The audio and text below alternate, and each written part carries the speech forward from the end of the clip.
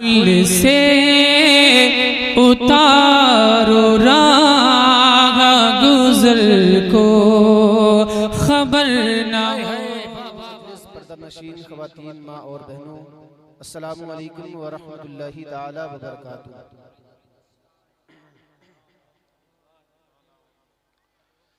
नहमदुहु व नसल्ली अला रसूलिहिल करीम, अम्मा बाद, फ़अऊज़ु बिल्लाहि मिनश शैतानिर रजीम, बिस्मिल्लाहिर रहमानिर रहीम। अला इन्ना औलिया अल्लाहि ला खौफुन अलैहिम व ला हुम यहज़नून।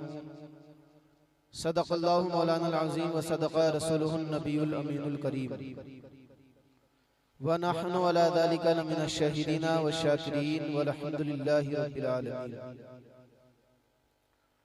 बादे तौहीद के मतबालू, शमी रिसालत की परवानों, गौसे आज़म की चाहने वालों, औलियाए उम्मत के जानिसारों, हम गरीबों के गमगुसार, दोनों आलम के मालिको मुख्तार, लंबे लंबे हाथों से भीख देने वाले आका, हम फकीरों के दाता, जनाबे अहमदे मुजतबा मोहम्मद मुस्तफ़ा सल्लल्लाहु तआला अलैहि वसल्लम की बारगाह आली वक़ार में दुरूद व सलाम की डालियां निछावर करें। पढ़े व आवाज़े बुलंद अल्लाहुम्मा सल्ली अला सय्यिदिना शफीना हबीबिना व मौलाना मुहम्मद मुबारक वसल्लम।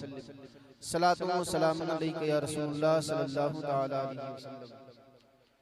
माशाअल्लाह, जब से प्रोग्राम शुरू हुआ है, जब से आप हज़रात ने बहुत अजीम शायरों से बहुत ही प्यारे कलाम समाअत किए हैं और इंशाअल्लाह मेरे बाद भी समाअत करेंगे,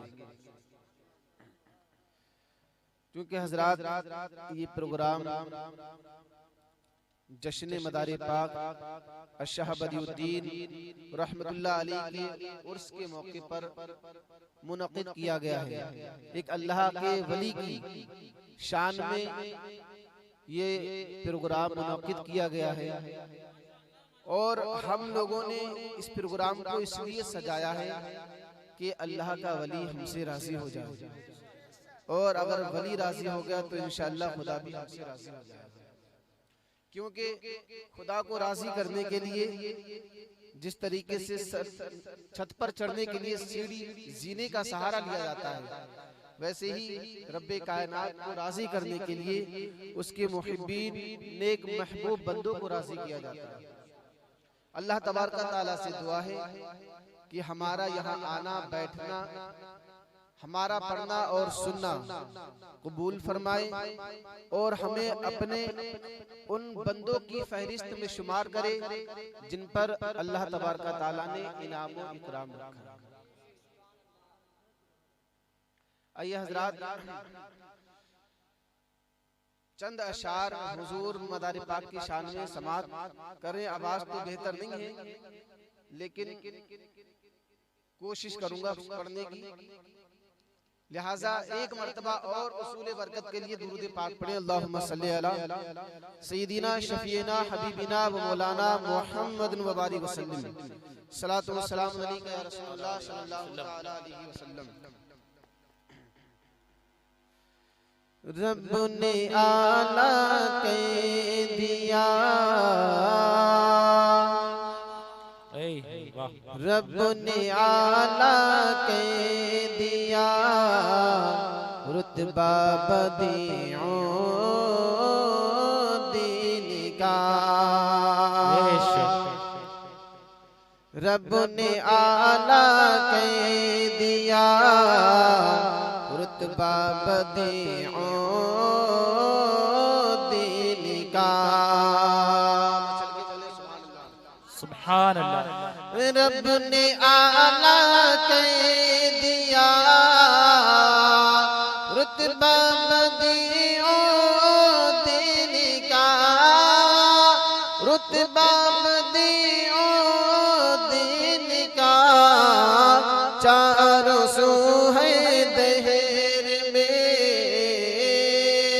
चार सू है दहर में, चर्चा बदीओ दीन का। सुभान अल्लाह, सुभान अल्लाह।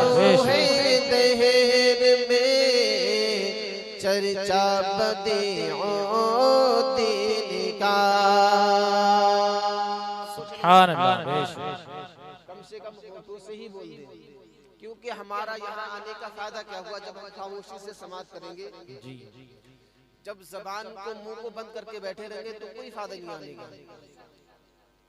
आने का मकसद तो ये है कि नेकियों में इजाफा हो और अल्लाह के वलियों का मर्तबा पता चले, इसलिए तो आए हैं। तो मर्तबा तकरीर सुनने से पता चलेगा, नेकियों में इजाफा सुभान अल्लाह बोलने से पता चलेगा। तो नेकियों में इजाफा करना है तो बोलने में चलकर सुभान अल्लाह सुभान अल्लाह। कि रब ने आला के दिया रुतबा बदीओ दीन का,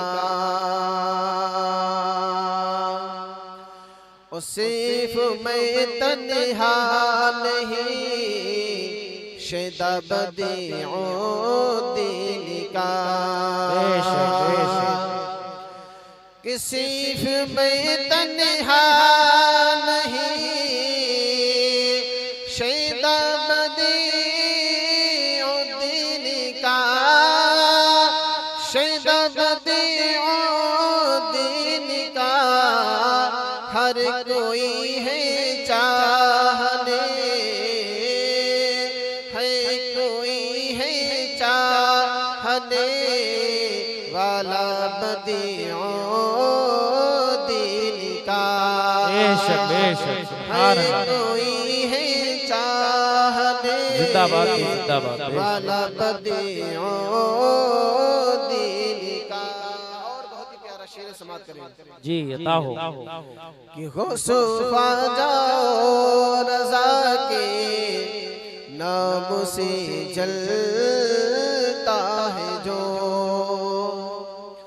गौसो ख्वाजा रज़ा के नाम से जलता है जो, गौसो ख्वाजा रज़ा के नाम से जलता है जो, नाम से जलता है जो, हो नहीं सकता वो हो नहीं सकता वो दीवाना बदीओ दीन का, हो नहीं सकता वो दीवाना बदीओ दीन का।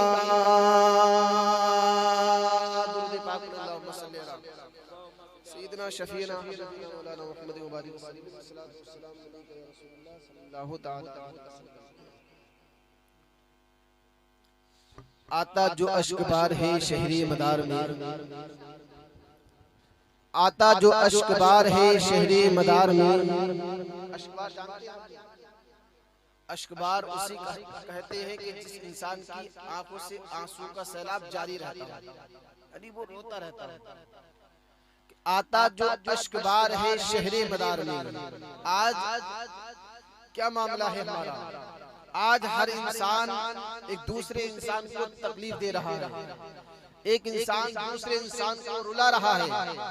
बाप बेटे को रुलाता नजर आता है, बेटा कहीं बाप को रुलाता नजर आता है, एक भाई दूसरे भाई को रुलाता नजर आता है, एक भाई दूसरे भाई को रुलाता नजर आता है, बहन भाई को रुलाती है, भाई बहन को रुलाता है। आज का मामला ये है, सुबह है तो शाम सुबह है तो रोना है, शाम है तो रोना है। ऐसे आलम में इंसान इस जुस्तजू में है, इस फिराक में है कि कोई ऐसी साथ आ जाए, कोई ऐसा लम्हा मिल जाए, कोई ऐसा वक्त मिल जाए, हमें सुकून आ जाए, हमें करार आ जाए। इंसान सुकून तलाश करने के लिए, करार तलाश करने के लिए, चैन तलाश करने के लिए, दिल को इत्मीनान के दिल के इत्मीनान के लिए इंसान गलियों में कूचों में जाता है, इंसान महलों और बाजारों में घूमना शुरू कर देता है। लेकिन सुनो मेरे प्यारे, दिल को सुकून बाजारों में घूमने से नहीं मिलेगा, दिल को करार गलियों और कूचों में घूमने से नहीं मिलेगा, दिल को सुकून ताजमहल देखने से नहीं मिलेगा, दिल को सुकून आगरा का लाल लाल किला, दिल को सुकून आगरा का ताजमहल देखने से नहीं मिलेगा, लाल किला देखने से नहीं मिलेगा। अगर दिल को सुकून चाहते हो, अगर ये चाहते हो कि दिल को करार मिल जाए, आप चाहते हो कि दिल का सुकून आ जाए, आपके दिल को करार आ जाए, तो कहीं जाने की जरूरत नहीं है, बल्कि दिल के करार के लिए अल्लाह के वली की बारगाह में चले जाओ, अल्लाह के महबूब की बारगाह में चले जाओ। अल्लाह के वली का दरबार वो दरबार हुआ करता है, अल्लाह के महबूब का दरबार वो दरबार हुआ करता है, अल्लाह के दोस्त का दरबार वो दरबार हुआ करता है, जहाँ इंसान रोता हुआ जाता है तो हंसता हुआ वापस आता है, जहाँ इंसान दामन खाली लेकर जाता है लेकिन दामन को पुर करके लेकर आता है। अल्लाह के वली का दरबार वो दरबार हुआ करता है कि जहाँ गम सजा जाता है तो हंसता हुआ नजर आता है। शायर कहता है कि आता जो अश्कबार है शहरे मदार में, आता जो अश्कबार है शहरे मदार में, अरे मिलता उसे करार है शहरे मदार में, मिलता उसे करार है शहरे मदार में, बस एक ही पुकार है शहरे मदार में, बस एक ही पुकार है शहरे मदार में, हर लब पे दम मदार है शहरे मदार में। नारे तकबीर, नारे रिसालत, मसलके आला हजरत फैजाने मदारे पाक मौलाना गुलफाम रजा साहब क़िबला। सुभान अल्लाह, सुभान अल्लाह। आता जो अश्कबार है शहरे मदार में, मिलता उसे करार है शहरे मदार में, बस एक ही पुकार है शहरे मदार में, हर लब पे दम मदार है शहरे मदार में। और इरफानो आगही का जिसे भी शऊर है, इरफानो आगही का जिसे भी शऊर है, जाता वो बार बार है शहरे मदार में, जाता वो बार बार है शहरे मदार में। मैंने आयत करीमा की तिलावत की, अल्लाह तबारक व तआला इरशाद फरमाता है अला इन्ना औलिया अल्लाही ला खौफुन अलैहिम वला हुम यहज़नून, बेशक खबरदार अल्लाह के वलियों को ना कोई खौफ होता है ना कोई गम, अल्लाह के वलियों को ना कोई खौफ होता है ना कोई गम हुआ करता है। अब अल्लाह के वली हुए कौन होते हैं, किसे कहते हैं अल्लाह का वली? विलायत दो तरीके की होती है, दो किस्में, यानी एक विलायत वो कि जो अल्लाह तबारक व तआला उससे वली बनाकर दुनिया में भेजता है, जो मादरजाद वली हुआ करता है, माँ की शिकम से जब पैदा होता है तो वली पैदा होता है। और एक वो वली होता है कि अगर किसी पीर की नजर पड़ जाए या किसी वली की निगाहे करम पड़ जाए तो वो वली बन जाया करता है। किसी पीर की निगाहे करम पड़ जाए वो वली बन जाया करता है। और एक वली वो हुआ करता है जिसे रब्बे कायनात चाहे तो उससे वली बना दे। एक अल्लाह के महबूब, अल्लाह के वली जिनका नाम हजरत बशीर हाफी रहमतुल्लाह अलैहि है।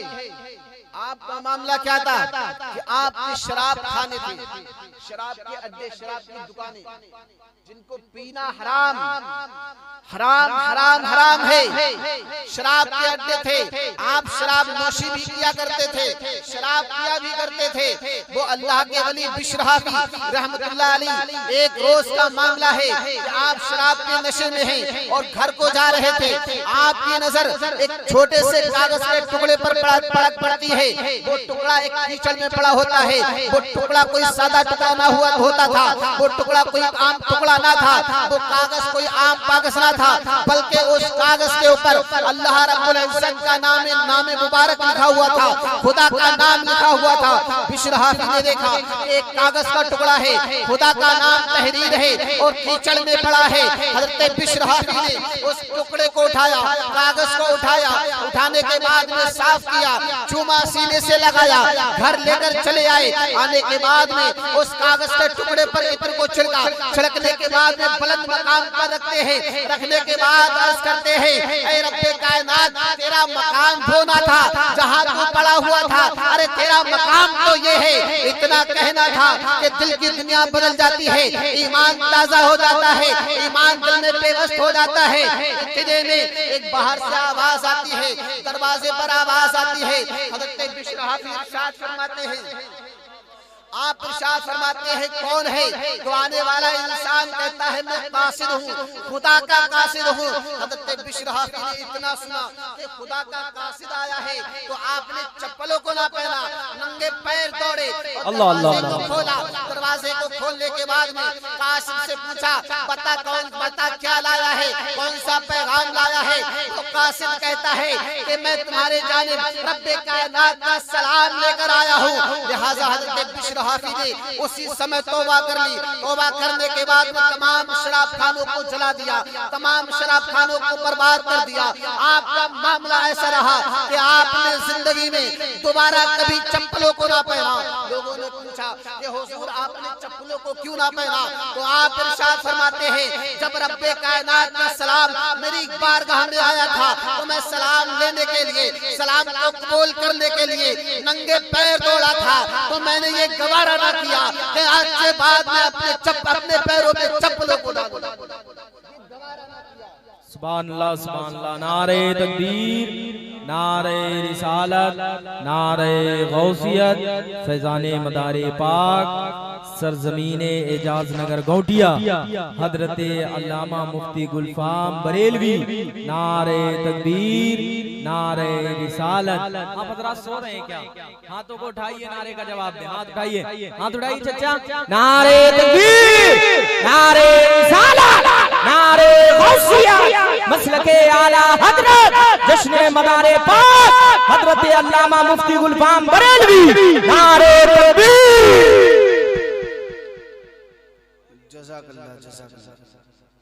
अल्लाह तबारक व तआला हज बैतुल्लाह की ज़ियारत नसीब फरमाए।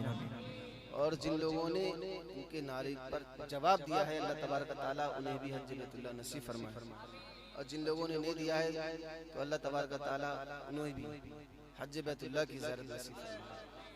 वो अलग बात है कि जवाब दे ना दे, लेकिन हमारी तो दुआ यही है कि जितने भी मोमिन हैं, तमाम मोमिन को रब्बे कायनात नबी के रोज़े की ज़ियारत फरमाए। अभी आपने सुना कि शायर इस्लाम जनाब अब्दुल कादिर साहब ने कहा था, मन ज़ारा क़ब्री वजबत लहू शफ़ाअती।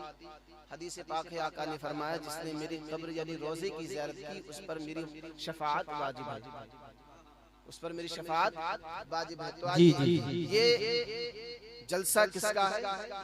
मदारे पाक का, अल्लाह के वली का। और अल्लाह के वली कौन हुआ करते हैं? अल्लज़ीना आमनू व कानू यत्तकून, जो लोग ईमान लाए, ईमान लाने के बाद मुत्तकी हुए, तक़वा इख्तियार किया, परहेज़गार हुए, वो अल्लाह के वली कहे जाते हैं। और अल्लाह के रसूल सल्लल्लाहु ताला अलैहि वसल्लम इरशाद फरमाते हैं, हदीस कुदसी है कि बंदा नवाफिल के जरिए खुदा के इतना करीब हो जाता है, इतना करीब हो जाता है कि बंदा रब्बे कायनात उस बंदे की आंख बन जाता है। वो बंदा नवाफिल के जरिए खुदा के इतना करीब हो जाता है कि रब्बे कायनात उस बंदे के हाथ बन जाता है। नवाफिल के जरिए बंदे मोमिन खुदा के इतना करीब हो जाता है कि रब्बे कायनात उस बंदे की ज़बान बन जाता है।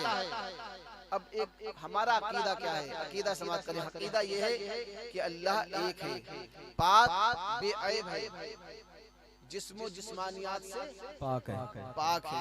अकीदा तो हमारा ये है कि जिस्म और जिस्मानियात से पाक है। लेकिन हदीस कुदसी है, आका फरमाते हैं कि बंदे मोमिन जब नवाफिल पढ़ा करता है तो खुदा उस बंदे की आंख बन जाता है, खुदा उस बंदे के हाथ बन जाता है।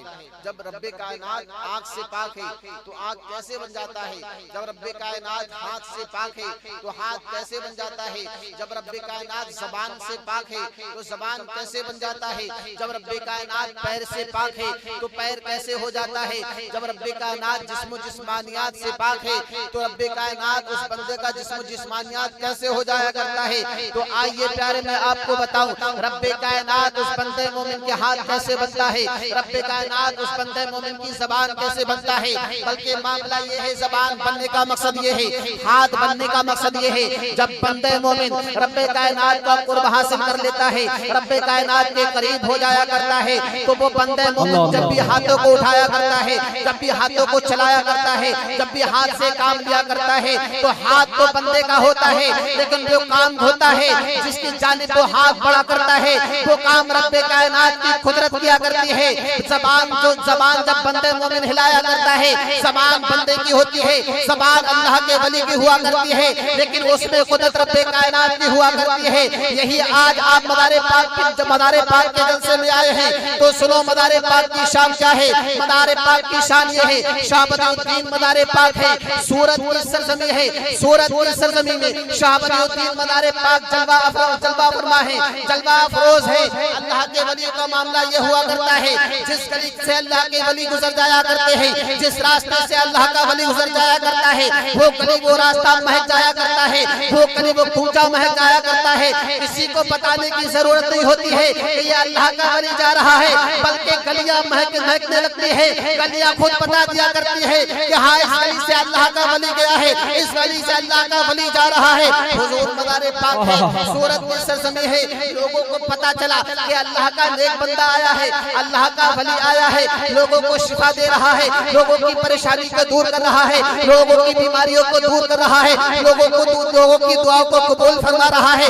शहाबुद्दीन मदारे पाक है, आपकी बारगाह में लोग आते गए, तमन्नाओं को पूरा करते गए, आरज़ू को पूरा करते गए। इसी असना में, इसी दौर में आपके पास एक इंसान ऐसा आता है जो इंसान की आंखें तो होती है लेकिन वो इंसान आंखों से नाबीना होता है, आंखों से देख नहीं सकता है, आंखों से अंधा होता है। आपकी बारगाह में आया, आने के बाद में अर्ज करता है हुजूर आपका दरबार वो दरबार है, आपके दरबार में अभी तक मैंने देखा है लोग आए हैं तमन्नाएं लेकर गए हैं, लोग आए हैं तो आरज़ू लेकर गए हैं, लोग आए हैं तो ख्वाहिशों को पूरा करके लेकर गए हैं। हुजूर हमारी कोई आरज़ू नहीं है, हमारी कोई तमन्ना नहीं है, हमारी कोई ख्वाहिश नहीं है। अरे हुजूर आपकी बारगाह में ऐसे ऐसे लोग आए हैं जिन्होंने कहा कि हुजूर हमारी कमाई में बरकत कर दे, जिन्होंने कहा हुजूर हमारे घर में खैर व बरकत नहीं है, आप दुआ कर दे कि खैर व बरकत हो जाए। लेकिन हुजूर हमें कुछ ना चाहिए, ना माल चाहिए, ना सर चाहिए, ना दौलत चाहिए, कि हुजूर बस हमें इतना चाहिए जो आपके सामने मेरी जो आंखें हैं जिनसे मैं देख नहीं सकता, हमारी आंखों को रोशनी दे दे, मेरी आंखों को रोशनी दे दे, बस आप इतना कर दे कि मैं आपका नूरानी चेहरा देख लूं। तो हुजूर मदारे पाक शहाबुद्दीन मदारे पाक ने आपने इरशाद फरमाया अगर ये मामला है तो रुक जा, नमाज का वक्त होता है, नमाज के वक्त में शहाबुद्दीन मदारे पाक ने वुज़ू फरमाया, वुज़ू फरमाने के बाद में थोड़ा सा पानी वुज़ू का बचा हुआ पानी छोड़ दिया, छोड़ने के बाद में इरशाद फरमाते हैं ऐ नाबीना सुन ले, ये जो वुज़ू का बचा हुआ पानी है अपनी आंखों पर मल ले। उस नाबीना ने, उस अंधे ने मदारे पाक के बचे हुए वुज़ू के पानी को अपनी आंखों पर मला ही था कि वो क्या देखता है कि साथ शहाबुद्दीन मदारे पाक जलवा। नारे तकबीर, नारे रिसालत, नारे गौसियत, मसलके आला हजरत अल्लामा मुफ्ती गुलफाम साहब किबला। नारे तकबीर, नारे रिसालत। वो इंसान जो कि देख न सकता था, जो कि नाबीना था, आपने जो वुज़ू का बचा हुआ पानी था उसके पानी से उस इंसान की बीनाई आ गई, वो इंसान देखने लगा।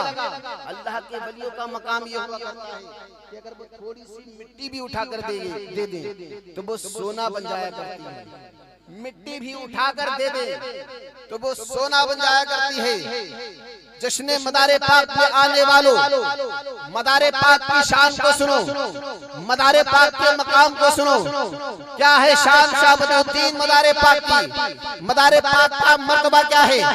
बगदाद की सरजमी है, हुजूर मदारे पाक बगदाद की सरजमी पर तशरीफ ले जाते हैं और आपका मामला ये था कि जिस जगह आप जाया करते थे, जिस इलाके में जाया करते थे, कि लोगों को खुद पता चल जाया करता था कि यहाँ अल्लाह का नेक बंदा आया हुआ है, अल्लाह का वली आया हुआ है, अल्लाह का वली आया हुआ है, मदारे पाक तशरीफ फरमा है। यहाँ से जब आप बगदाद की सरजमी पर पहुंचे, बगदाद की सरजमी पर जलवा अफरोज हुए, लोगों को पता चल गया कि कोई फकीर आया है, अल्लाह का वली आया है, अल्लाह का महबूब आया है, तो लोगों का हुजूम इकट्ठा हो जाता है, लोगों का आना जाना शुरू हो जाता है। इसी असना में एक सैयदजादी जिसका नाम नसीबा था, उसको पता चला कि अल्लाह का एक महबूब बंदा आया है, अल्लाह का वली आया है। उसने क्या किया कि अगर मैं अल्लाह के वली की बारगाह में जाऊंगी तो मेरे दो बच्चे हैं, एक छोटा सा है, एक कम सिन उम्र है, एक थोड़ा जवान है, उन दोनों बच्चों को छोड़कर चली जाऊंगी,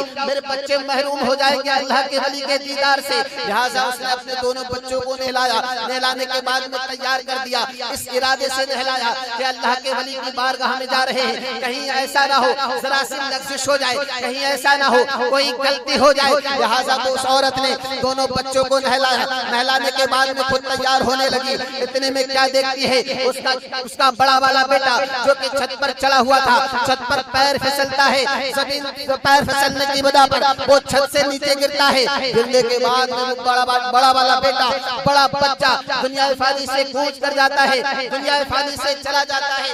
अब क्या मामला था, इतनी खुशी थी कि नहाना था, धोना था, कपड़े पहनना था, तैयार होना था, खुशी का माहौल था।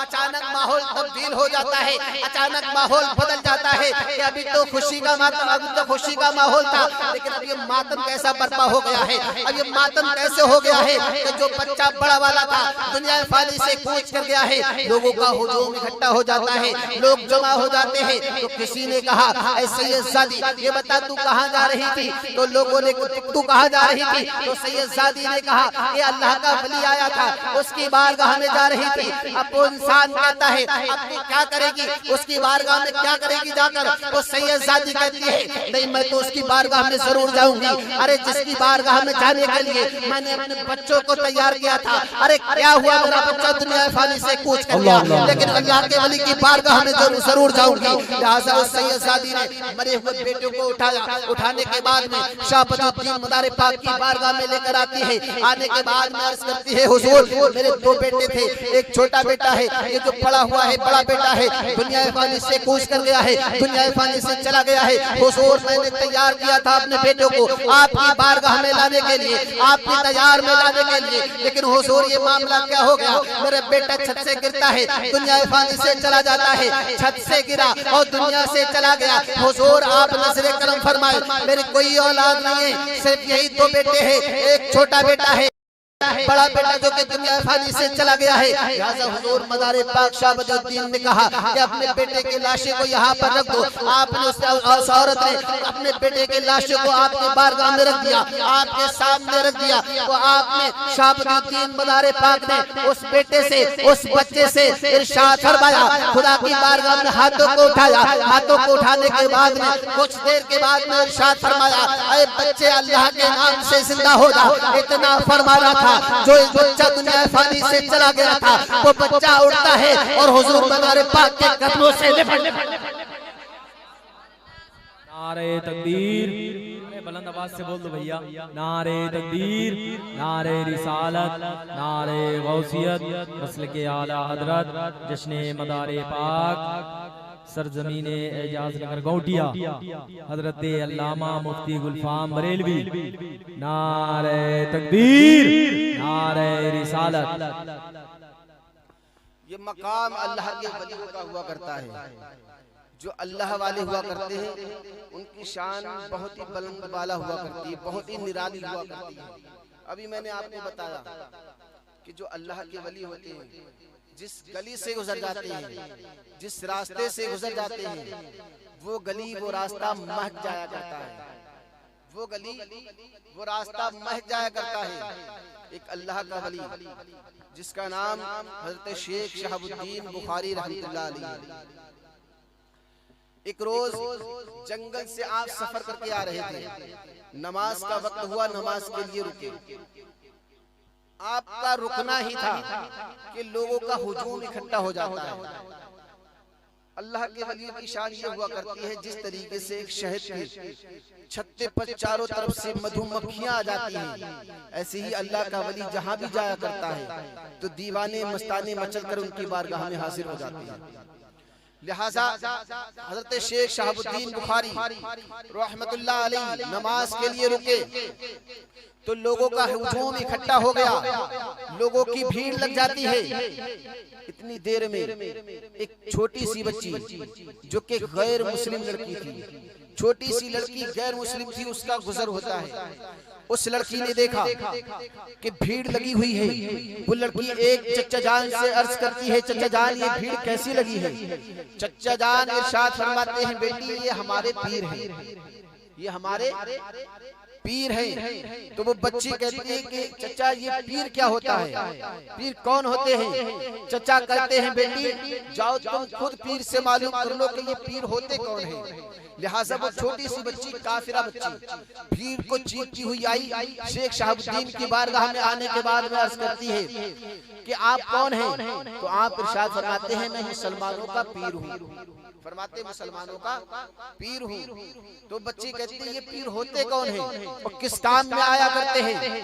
लिहाजा आप इरशाद फरमाते हैं कि पीर मुसीबत में काम आया करते हैं, परेशानी में काम आया करते हैं। तो बच्ची कहती है कि परेशानी तो किसी को भी आ सकती है, क्या आप हर किसी के काम आते हैं?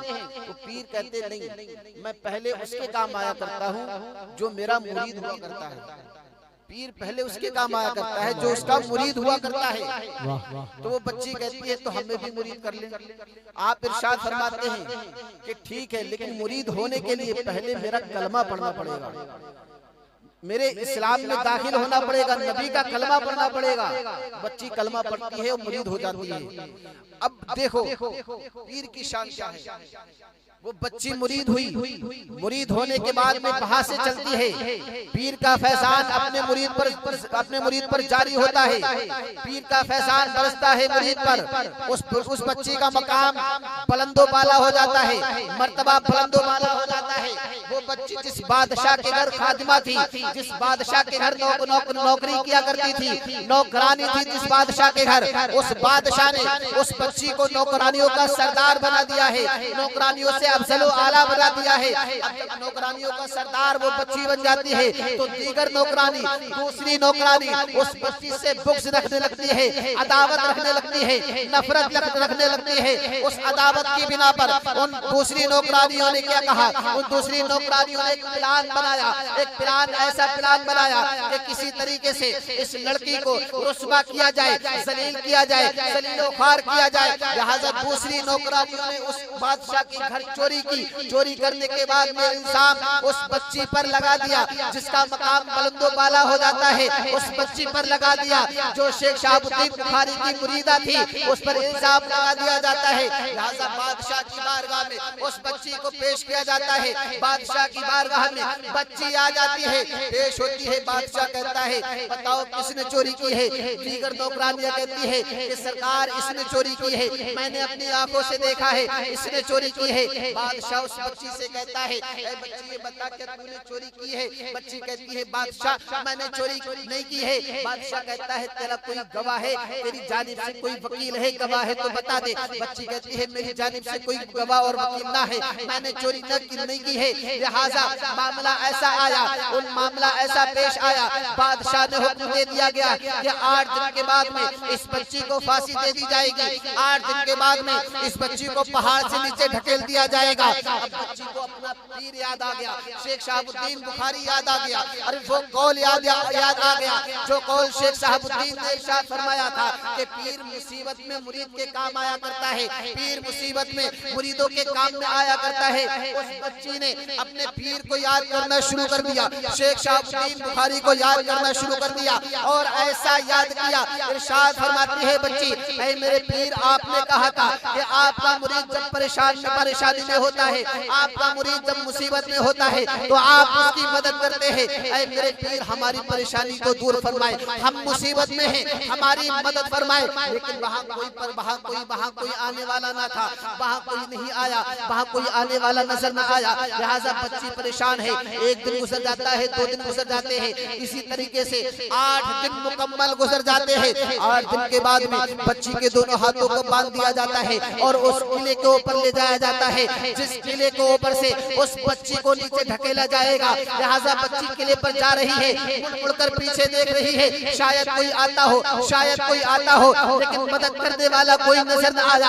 आखिरकार उस किले पर पहुंच जाती है। जल्लादों ने कहा, उस बच्ची से जल्लादों ने कहा ऐ बेटी ये बता तेरी कोई ख्वाहिश है, आखिरी तमन्ना है तो बता दे, आखिरी ख्वाहिश है तो बता दे। लिहाजा उस बच्ची ने कहा हाँ मेरी आखिरी ख्वाहिश है, आखिरी तमन्ना ये है कि मेरे दोनों हाथों हाथों को खोल दिया जाए। लिहाजा जल्लादों ने हाथों को खोला, बच्ची ने हाथों को उठाया और बुखारे की जानिब मुंह करके खड़ी हो जाती है, अर्ज करती है, ऐ बुखारे वाले अब तू कब आएगा, अब तो मौत का वक्त करीब आ गया है। ऐ बुखारे वाले तूने तो कहा था कि पीर मुसीबतों में काम आते हैं, पीर परेशानियों में काम आते हैं। अरे तेरी मुरीदा परेशान है, तेरी मुरीदा मुसीबत में है। ऐ बुखारे वाले आजा, क्या तू तब आएगा जब तेरी मुरीदा मर जाएगी। वो बच्ची इतना कहती थी कि जल्लादों ने पीछे से धक्का दे दिया है। अब बच्ची उस पहाड़ से किले से नीचे की जानिब आ रही है, आंखें बंद हो जाती है। बच्ची दिल में ख्याल करती है कि अब तो कोई बचाने वाला ना आएगा,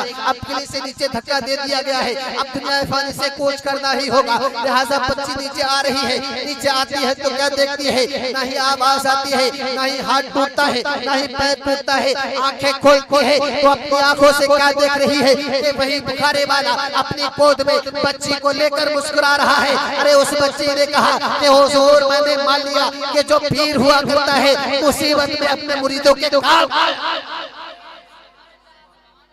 जो पीर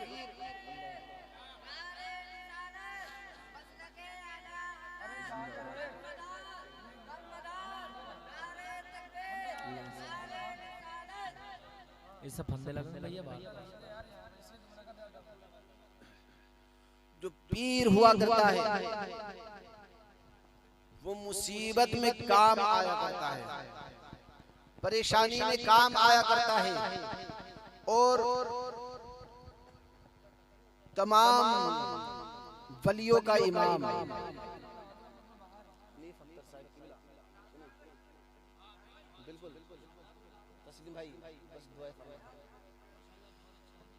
वलियों का सरदार, वलियों का इमाम गौस समदानी कुतुब रब्बानी शेख अब्दुल कादिर जिलानी बगदादी रहमतुल्लाह अलैह की शान ही निराली है। ये वली की महफिल है तो तमाम वलियों का जिक्र और गौसे आजम का जिक्र। बगदाद की सरजमीन आज छोटी सी बात पॉइंट की बात बताऊं। आज हमारा माशरा ये है, हमारा मामला ये है कि एक कहावत मैंने सुनी है कि जो हिंदी कहावत है, लोग कहते हैं कि अटक गई कन्नी तो बोल दी है नहीं, वो कहते नहीं अटक गई कन्नी तो बोल दी सिन्नी और निकल गई कन्नी तो भूल गए सिन्नी नहीं है नहीं। आज ये कहावत मैंने सुनी है और एक मामला ये है हमारा कि आज हमारी माँ बहनें भी सुने। हमारी माँ बहनों का ये मामला है कि जरा सी परेशानियां कुछ भी होती तो फौरन मन्नत मान लेती है, जी फौरन मन्नत मान लेती है। और शायद यहाँ भी होगा कि 16 सैयदों के रोजे है नहीं, जी 16 सैयदों के रोजे। आप हुफ़ाज़ इकराम तशरीफ रखे हुए हैं, आलिम दीन रखे हुए, इनसे पूछें रोजा एक इबादत है, क्या है इबादत? रोजा जी रोजा इबादत है और इबादत सिर्फ किसके लिए है? अल्लाह के लिए, अल्लाह के लिए, खुदा के लिए। इबादत सिर्फ खुदा की। तो सैयदों के रोजे कैसे हो जाएंगे भाई? कैसे हो जाएंगे सैयदों के रोजे? तो कहते हैं 16 सैयदों के रोजे। जब रोजे खुदा के लिए है, रोजा एक इबादत है, इबादत खुदा के लिए है, तो सैयदों के लिए कैसे रोजे हो जाएंगे? आज हमारी माँ बहनें रखती 16 सैयदों के रोजे। हमारी ये तमन्ना पूरी हो जाएगी, ख्वाहिश पूरी हो जाएगी तो हम ऐसा करेंगे ऐसा करेंगे। आप एक बात का नोट करो कि जो काफिर हुआ करते हैं, गैर मुस्लिम हुआ करते हैं, ये पेड़ के नीचे पत्थर को रखते हैं और उस पर दुआएं मांगते हैं, उनकी भी दुआ कबूल होती है, होती नहीं होती है? ऐ रसा हर काम का एक वक्त है, दिल को भी आराम होई। हर काम का एक वक्त होता है, उनकी दुआ कबूल होती है। तो क्या हम उन्हें माबूद मान लें? वो पत्थर नहीं मान सकते। इसी तरीके से हमारी माँ बहनें कहती हैं कि अरे हमने रोजे रखे, फलानी ने रोजे रखे तो उसकी तमन्ना पूरी होगी, तो ये सही है। ऐसा नहीं है कि जो वक्त मुकर्रर है, वक्त से ज्यादा, वक्त से पहले और किस्मत से ज्यादा किसी को नहीं मिलता। मिलता उतना ही है जितना किस्मत में होता है, और मिलता तभी है जब वक्त आ जाता है। बगदाद की सरजमी पर एक औरत ने मन्नत मान ली। क्या मानी? मन्नत मान ली। उस औरत की कोई पोता ना था, पोता उसके लड़के का लड़का ना था।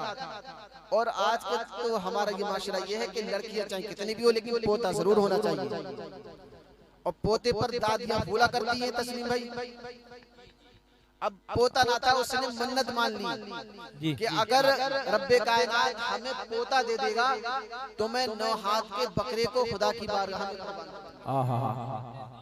आज 9 हाथ का बकरा मिलेगा। यानी इतनी मोटी मन्नत मानी कि जिसने किसी ने मांगी भी ना हो। ऐसी मन्नत कि आज तक किसी ने मानी भी ना हो। और औरतों का ही मामला कि उसने अगर 2 बकरों की मानी है तो हम मानेंगे 4 बकरों की। तो 9 हाथ के बकरे की मन्नत मान ली कि अगर हमारा पोता आ जाए मेरे घर में तो मैं 9 हाथ का बकरा खुदा की बारगाह में क्या करूंगी? कुर्बान करूंगी। अब रब्बे कायनात ने पोता दे दिया। अब उस औरत के घर पोता आ गया। अब वो बकरी को तलाश में लगी कि किसी तरीके से 9 हाथ का बकरा मिल जाए। बकरा ना मिला। मुश्किल से, बहुत ही मुश्किल से 2, 3 या 3.5 हाथ का उससे बकरा मिल गया। बकरा लेकर आई। इतने समय में उसका पोता भी बीमार हो गया। अब जब पोता बीमार हुआ तो औरतों का आना शुरू हुआ। और औरतों का मामला तो होता ही उल्टा है। क्यों? औरतें आई, आने के बाद कहती हैं तूने मन्नत मानी और बकरा नहीं लाई इसलिए तेरा पोता बीमार हो गया, इसलिए तेरा पोता बीमार हो गया। अब तू बकरा लेके आ 9 हाथ का, नहीं तो खुदा खैर करे। औरतें कहती नहीं कहती? बहुत सी औरतें अगर कोई औरत बीमार है और जाएंगी देखने के लिए तो इयादत करना क्या है? सुन्नत। लेकिन औरतों का मामला अगर किसी की आदत को जाएंगे कि हाँ फलानी तुझे वो बीमारी है, अरे वो फलानी थी इस बीमारी में, वो तो मर गई बेचारी, बची भी ना। नहीं, बजाय तसल्ली को अरे फलानी बीमारी में थी तू जल्दी इलाज करा ले, वो तो मर गई। यानी बजाय तसल्ली को, बजाय दुआ के, यानी ये कहेंगे दुआ दे, लेकिन ना उसे डरा के आएंगे, धमका के आएंगे जितनी बीमार है और डबल बीमार हो जाए, ऐसे करके आएंगे। लिहाजा उस औरत को जिसने 9 हाथ के बकरे की मन्नत मानी है, अब औरतों का आना शुरू हुआ। कहती तूने 9 हाथ का बकरा नहीं लाई है, तेरा पोता बीमार हो गया, कहीं ऐसा ना हो कि तेरा पोता मर जाए। अब तू जल्दी कर, 9 हाथ का बकरा तलाश कर। अब वो औरत परेशान है, 9 हाथ का बकरा हो तो मिले। अब लोगों के पास जाना शुरू किया। किसी ने कहा कि ऊँट कर ले, वो कहती नहीं, मन्नत तो ये थी कि 9 हाथ का बकरा कि खुदा की बारगाह में कुर्बान करूंगी, 9 हाथ का ही होना चाहिए। अगर 9 हाथ का नहीं है तो मैं तलाश करूंगी। लिहाजा वो औरत मशहूर हो गई 9 हाथ के बकरे वाली बुढ़िया। यानी औरतों का मामला होता ही है, किसी की जरा सी बात आ जाए तो उसका नाम उसी पर रख दिया जाता है। अब वो मशहूर हो गई 9 हाथ के बकरे वाली बुढ़िया। अब पूरे गांव में ही मशहूर है 9 हाथ के बकरे वाली बुढ़िया, मशहूर हो गई। अब किसी ने बताया कि जा बगदाद की सरजमीन पर चली जा। बगदाद की सरजमीन पर बड़े बड़े उलमा है, मशाइख है, जहां जा वहां से कोई फतवा मिल जाएगा, कोई तरीका मिल जाएगा जिसकी बिना पर तेरा बेटा जिंदा हो जाएगा, बच जाएगा मरने से, जो बीमार है बीमारी खत्म हो जाएगी। लिहाजा वो बुढ़िया बगदाद के मदरसे में पहुंचती है। गौसे आजम अब्दुल कादिर बचपन का जमाना है, तालिबे इल्मी का दौर है। गौसे आजम के उस्ताद की बारगाह में जाती है। जाने के बाद अर्ज करती है हुजूर मेरा छोटा सा मसला है, इस मसले को हल कर दीजिए। आप इरशाद फरमाते हैं बता कौन सा मसला है? औरत कहती है, बुढ़िया कहती है मसला ये है कि मेरा कोई पोता ना था, मैंने रब्बे कायनात की बारगाह में मन्नत मान ली और मन्नत ये है कि अगर रब्बे कायनात मुझे पोता दे दे तो मैं रब्बे कायनात की बारगाह में 9 हाथ के बकरे को कुर्बान करूंगी। इसे 9 हाथ के बकरे को कुर्बान करूंगी। लिहाजा आपके उस्ताद ने कहा कि अगर ये मामला है तो ऊंट को कुर्बान कर दे। बोली नहीं, ऊंट को नहीं कुर्बान कर सकती। आपने फरमाया तो जोड़ ले। बोली नहीं, तन्हा यकता एक बकरा, वो भी 9 हाथ का होना चाहिए। 9 हाथ समझे, चलने वाले हाथ नहीं, 9 हाथ लंबा, 9 हाथ लंबा। तो लोगों ने मशवरा दिया कि ऊंट कर ले, ऊंट तो हो जाएगा। तो लिहाजा वो औरत नहीं मानी, वहां से रवाना होती है। रवाना होने के बाद में पेड़ के नीचे, दरख्त के नीचे बैठ जाती है। बचपन का जमाना, अब्दुल कादिर गौसे आजम मदरसे से निकलते हैं, सीने से किताबें लगाए हुए हैं, उस पेड़ के नीचे आते हैं। आने के बाद में अर्ज करते हैं, आने के बाद में अर्ज करते हैं, ऐ बीबी, ऐ खातून, ये क्या मामला है, तेरा कौन सा मसाला है। वो खातून कहती है, बेटा अभी तुम्हारे उस्ताद के पास से आई थी, तुम्हारे उस्ताद ने मसला हल ना किया तो तुम क्या करोगे मसला हल, तुम कैसे कर पाओगे मसला हल। अब्दुल कादिर बचपन का जमाना है, कहते हैं, अर्ज करते हैं, ऐ खातून ये तो बता दे कि तेरा मसला कौन सा है, तेरा मसला क्या है। वो खातून कहती है, मेरा मसला ये है, मेरा मसला ये है, मेरा मसला ये था कि मैंने रब्बे कायनात की बारगाह में एक मन्नत मान ली थी। मन्नत ये थी कि अगर रब्बे कायनात हमें पोता दे देगा तो खुदा की बारगाह में 9 हाथ का बकरा कुर्बान करूंगी। अब मुझे 9 हाथ का बकरा नहीं मिल रहा है, अब बता बेटा मैं क्या करूं। गौसे आजम अब्दुल कादिर ने कहा, बचपन का जमाना है, आप कहते हैं खातून चलो मुझे अपने घर लेकर चलो। खातून कहती है कि अभी तुम छोटे से हो, तुम मेरी और बेइज्जती करा दोगी, बेइज्जती करा दोगे। अभी तो मैं मशहूर हो गई कि 9 हाथ के बकरे वाली बुढ़िया तमाम गांव में मोहल्ले में इस नाम से मशहूर हो गई। अब तुम मेरी और बेइज्जती करा दोगे, मैं तुम्हें अपने घर नहीं ले जाऊंगी। गौसे आजम अब्दुल कादिर बचपन का जमाना है, आप इरशाद फरमाते हैं, ऐ खातून तू मुझे ले तो चल, मैं तेरी कोई बेइज्जती ना कराऊंगी, कोई बदनामी ना कराऊंगी। लिहाजा वो औरत, वो खातून अब्दुल कादिर को अपने घर लेकर जाती है। मोहल्ले में हंगामा हो जाता है, हंगामा बर्पा हो जाता है कि 9 हाथ के बकरे वाली बुढ़िया किसी मुफ्ती को लेकर आई है, कोई मुफ्ती आया है मसला हल करने के लिए। तो तमाम औरतों का आना इकट्ठा हो जाता है, औरतों का हुजूम हो जाता है, और चारों तरफ देखती है कि मुफ्ती नजर नहीं आया, कोई मुफ्ती नजर नहीं आता।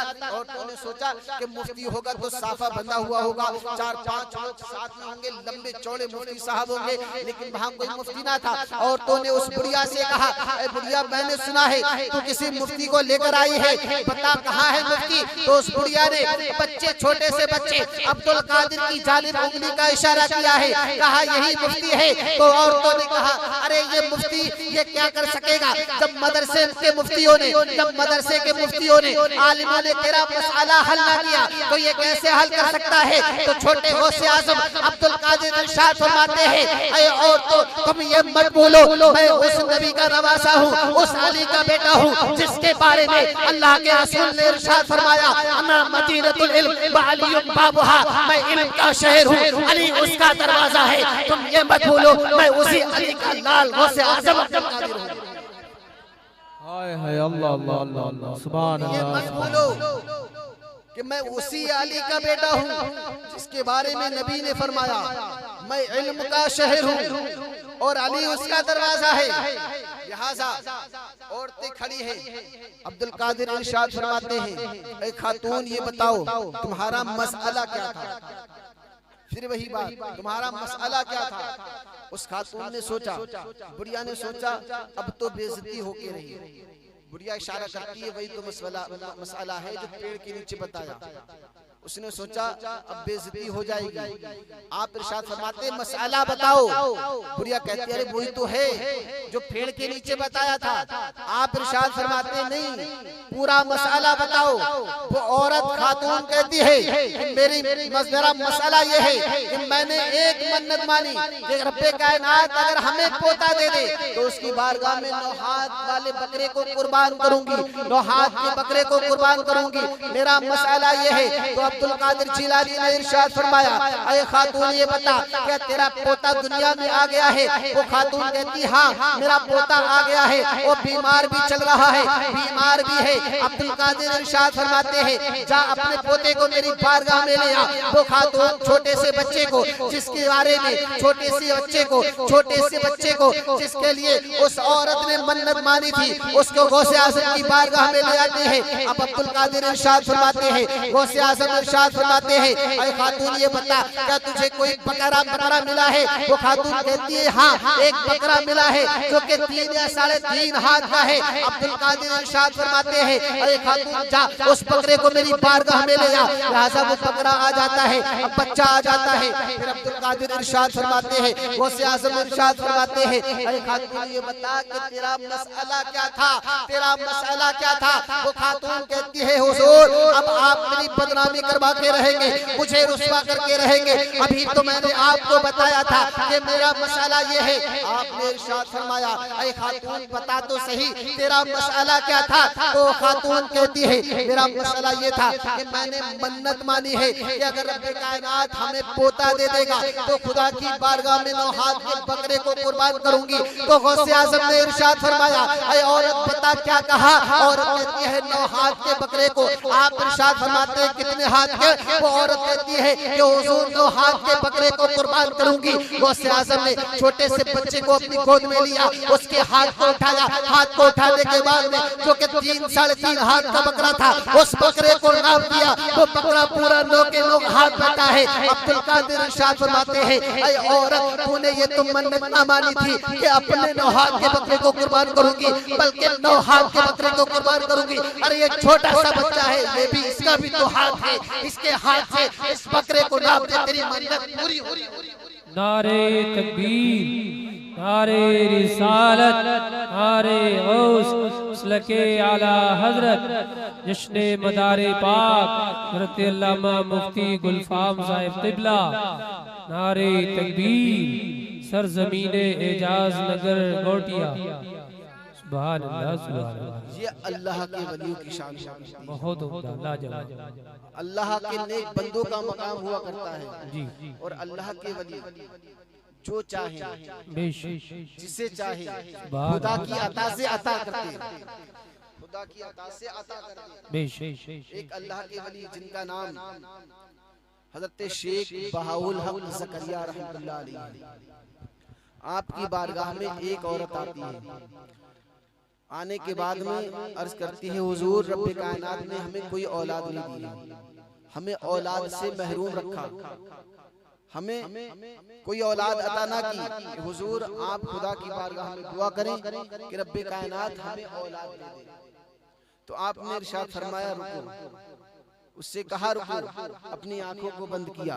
शायर कहता है उल्टी ही चाल चलते हैं दीवान गाने इश्क, आंखों को बंद करते हैं दीदार के लिए।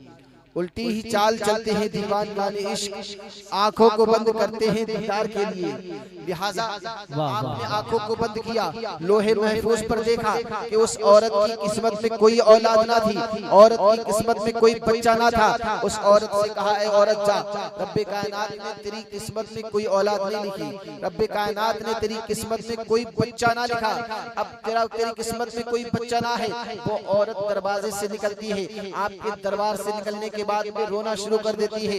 रास्ते में आपके पोते शाहरुख आलम रहमतुल्लाह अलैह, हज़रत शेख बहाउल हक ज़करिया के पोते शाहरुख आलम से मुलाकात होती है। बचपन का जमाना है, अल्लाह का वली छोटा सा है, देख रहा है कि ये औरत जब मेरे दादा जान की बारगाह में आई थी, इस औरत का आना था। दादा जान की बारगाह में जब औरत आ रही थी तो चेहरे पर हंसी थी, होठों पर मुस्कुराहट थी, हंसती हुई आ रही थी, दिल खुश नजर आ रहा था। लेकिन अब मामला क्या है, ये औरत मेरे नाना जान की बारगाह से जा रही है तो आंखों में आंसुओं का सैलाब लेकर जा रही है। अरे मेरे दादा जान का मामला ये है, मेरे दादा जान का मामला ये है कि मेरे दादा जान की बारगाह में लोग रोते हुए आते हैं तो हंसते हुए जाते हैं। मेरे दादा जान की बारगाह में लोग खाली दामन लेकर आते हैं तो दामन को पकड़ के ले जाते हैं। लेकिन आज मामला बरक्स हो जाता है, आज मामला उल्टा कैसा हो गया। ये औरत जब आई थी दादा जान की बारगाह में तो हंसती हुई आई थी, लेकिन जा रही है तो रोती हुई जा रही है।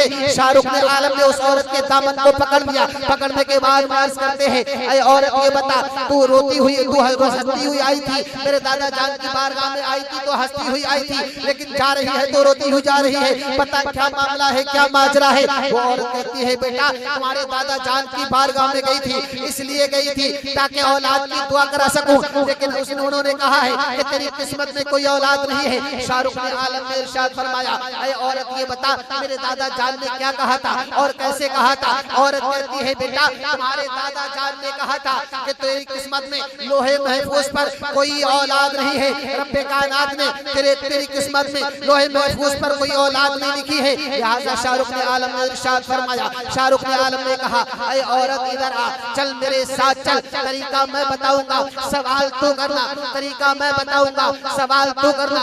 शाहरुख ने आलम है, बचपन का जमाना है, बचपन के जमाने में कहते हैं, इरशाद फरमाते हैं ऐ औरत जा, फिर मेरे दादा जान की बारगाह में चली जाना। जाने के बाद में अर्ज करना कि हुजूर अगर किस्मत में औलाद होती तो मिल जाती, आपकी बारगाह में आने का क्या गर्ज है, आपकी बारगाह में आने का क्या मकसद है। आपकी बारगाह में तो इसलिए आई हूँ कि जो किस्मत में नहीं है आप उसे अल्लाह से मुझे दिला दे।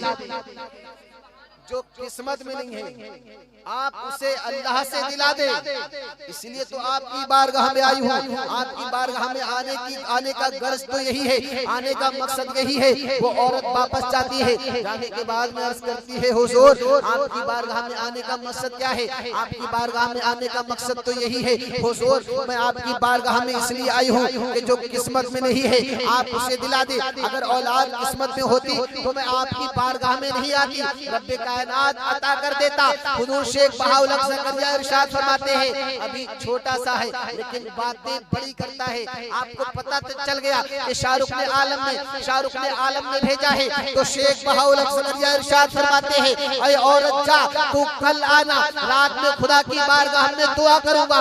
सुबह होती है, औरत आती है, वो शेख बहाउल हक ज़करिया इरशाद फरमाते हैं ऐ औरत इधर आ जा, मैंने तुझे एक बेटा दिया, 2 बेटे दिए, 3 बेटे दिए, 4 बेटे दिए। ऐ औरत आ मैंने तुझे 7 बेटे अता कर दिए हैं। निकाहे वली में वो तासीर देखी बदलती हजारों की तकदीर। सुभान अल्लाह, सुभान अल्लाह, वाह वाह वाह। वो तासीर देखी बदलती हजारों की तकदीर देखी। अल्लाह के वलियों की शान ये हुआ करती है, अल्लाह के वलियों का मकाम ये हुआ करता है कि वो जो चाहे खुदा की अता से बंदों को अता कर दे। अल्लाह तबारक तआला ने उन्हें ताकत दी है और ऐसी ताकतों को कुव्वत दी है कि जिनको हम सुन नहीं सकते अल्लाह के वली वो सुन लिया करते हैं। जिनको हम देख नहीं सकते अल्लाह के वली वो देख लिया करते हैं। अच्छा हमारा अकीदा क्या है, हम मदारे पाक के जलसे में हैं, क्या मदारे पाक हमें समाप्त कर रहे हैं, हमें सुन रहे हैं, बताइए। हमें बेशक सुन रहे हैं, अल्लाह के वली है, अल्लाह के वली से कुछ छुपा नहीं है, वो सब देखा करते हैं। और खास कर अल्लाह के वली वहां मौजूद हुआ करते हैं जहां उनका जिक्र किया जाता है, जहां उनका जिक्र किया जाता है। तो मदारे पाक हमें समाप्त भी कर रहे हैं, हमें देख भी रहे हैं, हमें सुन भी रहे हैं। और हम दिल में जो तमन्नाएं लिए बैठे हैं, हम दिल में जो आरज़ुएं लिए बैठे हैं, हम दिल में जो ख्वाहिशें लिए बैठे हैं, उन ख्वाहिशों को मदारे पाक देख भी रहे हैं कि मेरा चाहने वाला कौन सी तमन्ना लेकर आया है, मेरा मानने वाला कौन सी आरज़ू लेकर आया है, मेरा मानने वाला कौन सी ख्वाहिश को लेकर आया है। अल्लाह के वली से कुछ छुपा नहीं है। बस थोड़ी सी देर और फिर इंशाअल्लाह ताला अपने सामने शार इस्लाम तशरीफ लाएंगे। बात चल रही थी अल्लाह के वली के मकाम की। अल्लाह के वली का मकाम क्या होता है, अल्लाह के वली की शान क्या हुआ करती है, अल्लाह के वली की बुलंदी क्या हुआ करती है। अल्लाह के वली मुर्दों को जिंदा फरमा दिया करते हैं, मुर्दों को जिंदा कर दिया करते हैं। अल्लाह तबारक तआला ने इतनी ताकत दी है कि अल्लाह के वली चाहे तो मुर्दे को जिंदा कर दे। एक रोज का मामला, गौस समदानी कुतुब रब्बानी शेख अब्दुल कादिर जिलानी बगदादी रहमतुल्लाह अलैहि सफर पर जा रहे थे। आपके साथ में आपके मुहिब्बीन थे, आपके चाहने वाले थे, आपके चाहने वाले भी साथ में हैं। आप क्या देखते हैं कि रास्ते में 2 लोगों में तकरार हो रही है, 2 लोगों में बहस हो रही है। बहस क्या थी, तकरार ये थी, उन दो में एक ईसाई था और एक सुन्नी सहीहुल ईमान था, मुसलमान था। वो ईसाई कहता है मुसलमान से कि मेरे नबी हज़रत ईसा अलैहिस्सलाम ने मुर्दों को जिंदा किया। मुसलमान से कहता है मेरे नबी ईसा अलैहिस्सलाम ने मुर्दों को जिंदा किया। उनका कमाल ये था कि अगर कोड़े पर हाथ फिरा दिया करते थे वो शिफा पा जाया करता था। लिहाजा मुसलमान खामोश है। गौसे आजम अब्दुल कादिर का आना हुआ, लोगों में बहस हो रही है दोनों में। अब्दुल कादिर इरशाद फरमाते हैं लोगों में किस बात मामले की बहस है, कौन से मामले की तकरार है। लिहाजा ईसाई फिर कहने लगता है अरे अब्दुल कादिर गौसे आजम तुम्हारे नबी से अफजल मेरे नबी ईसा अलैहिस्सलाम है। मेरे नबी ईसा अफजल इसलिए है कि मेरे नबी ने मुर्दों को जिंदा किया है, तुम्हारे नबी ने किसी मुर्दे को जिंदा नहीं किया है। तो गौसे आजम अब्दुल कादिर इरशाद फरमाते हैं ईसाई सुन ले, मैं नबी तो नहीं हूँ लेकिन नबी के गुलामों के गुलाम हूँ, नबी नहीं हूँ लेकिन कई पुश्तों के बाद में नबी का एक गुलाम हूँ। बता मैं किस मुर्दे को जिंदा करूँ, कौन से मुर्दे को जिलाऊं। लिहाजा वो ईसाई गौसे आजम को एक कब्रिस्तान में ले जाता है और ऐसे कब्रिस्तान में ले जाता है जो बहुत पुराना कब्रिस्तान हुआ करता है। उस कब्रिस्तान की सबसे पुरानी कब्र की जानिब इशारा करता है, सबसे पुरानी कब्र की जानिब इशारा करता है। अब्दुल कादिर इरशाद फरमाते हैं, गौसे आज़म इरशाद फरमाते हैं इंसान ये बता जिस कब्र की तरफ तूने इशारा किया है क्या तू इस कब्र के अंदर वाले मुर्दे को जानता है, इसके अंदर जो मुर्दा लेटा हुआ है इसे जानता है, ये दुनिया में क्या किया करता था। वो इंसान कहने लगा कि हुजूर मैं नहीं जानता, मैंने तो इतना सुना है कि कब्रिस्तान की सबसे पुरानी कब्र यही है, सबसे पुरानी कब्र यही कब्रिस्तान की सबसे पुरानी कब्र है। गौसे आज़म इरशाद फरमाते हैं ऐसा ही सुन ले, इस कब्र के अंदर जो लेटा है वो इंसान दुनिया में गाने बजाने का काम किया करता था, कव्वालियां गाया करता था। इंसान ये बता क्या अगर तू चाहे तो ये मुर्दा अपनी कब्र से कव्वाली गाता हुआ निकले, अपनी कब्र के बाहर कव्वाली पढ़ता हुआ निकले। वो ईसाई कहने लगता है हुजूर इससे बेहतर और कौन सी बात हो जाएगी, ये तो सोने पे सुहागा हो जाएगा, गोल्डन चांस हो जाएगा। ईसाई कहता है कि इससे बेहतर और कौन सी बात है कि मुर्दा कब्र से भी निकले और गाता हुआ भी निकले। तो गौसे आज़म अब्दुल कादिर ने उस कब्र पर ठोकर मारी, इरशाद फरमाया तुम बेइज़्निल्लाह अल्लाह के हुक्म से जिंदा हो जा। कब्र शक ना हुई, दोबारा ठोकर मारते हैं, इरशाद फरमाते हैं तुम बेइज़्निल्लाह अल्लाह के हुक्म से जिंदा हो जा। कब्र शक ना हुई, तीसरी मर्तबा ठोकर मारते हैं, इरशाद फरमाते हैं तुम बेइज़्निल्लाह अल्लाह के हुक्म से जिंदा हो जा, लेकिन कब्र शक ना हुई। गौसे आज़म अब्दुल कादिर को जलाल आता है, जलाल आने के बाद में आप इरशाद फरमाते हैं तुम बेइज़्नी मेरे हुक्म से जिंदा हो जा। आपका फरमाना था कि कब्र शक होती है, मुर्दा बाहर निकलता है, गाता बजाता गौसे आज़म के कदमों में गिर जाता है। जब ईसाई देखता है कि मुर्दा निकला है, गाता हुआ निकला है, गौसे आज़म के कदमों में गिर जाता है, तो ईसाई भी गौसे आज़म के कदमों में गिर गया और इरशाद फरमाने लगा अरे बगदाद के गौस जब ये आलम है तो मदीने के ताजदार का आलम क्या होगा जब उनके गदा भर देते हैं शाहाने ज़माना की झोली, मोहताज का जब ये आलम है मुख्तार का आलम। अल्लाह अल्लाह अल्लाह, वाह वाह वाह वाह, बहुत खूब। जब उनके गदा भर देते हैं शाहाने ज़माना की झोली, मोहताज का जब ये आलम है मुख्तार का आलम क्या होगा। अल्लाह के वली का मकाम ये शान हुआ करती है। अल्लाह तबारक व तआला से दुआ है हमारा पढ़ना बोलना आपका सुनना बैठना सब अपनी बारगाह में कबूल फरमाए और इसमें जो भी गलतियां हुई हो अपनी रहमत से माफ फरमाए और हम सबको नेक अमल करने की तौफीक अता फरमाए। अस्तगफिरुल्लाह रब्बी व अतूबु इलैहि व मा अलैना इल्लल बलाग। अस्सलामु अलैकुम व रहमतुल्लाहि तआला।